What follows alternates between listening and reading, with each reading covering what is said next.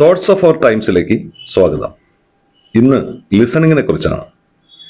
God has given us 2 ears to hear others. മറ്റുള്ളവരെ കേൾക്കാൻ ദൈവം നമുക്ക് 2 കാതുകൾ തന്നിട്ടുണ്ട്. 2 കാതുകൾ എന്നതുകൊണ്ട് വ്യക്തമാവുന്നത് കേൾക്കുന്നതിലെ പ്രാധാന്യം തന്നെയാണ്. സംസാരിക്കുന്നതിന് ഒരു വായ മാത്രമുള്ളപ്പോൾ കേൾക്കുന്നതിന് 2 കാതുകളാണ്. കുറച്ച് സംസാരിക്കൂ, കൂടുതൽ കേൾക്കൂ. സംസാരിക്കുന്നതിനേക്കാൾ പ്രയാസമാണ് കേൾക്കുന്നതിന് എന്നത് കൊണ്ട് കൂടിയാകാം ഇത്.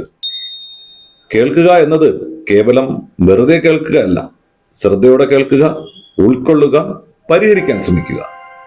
ഒരാൾ തന്റെ പ്രശ്നം പറയുമ്പോൾ നമ്മളത് ശ്രദ്ധയോടെയും താല്പര്യത്തോടെയും സ്നേഹത്തോടെയും കേട്ടാൽ തന്നെ അയാളുടെ പ്രശ്നം പകുതി പരിഹരിക്കപ്പെട്ടിട്ടുണ്ടാവും.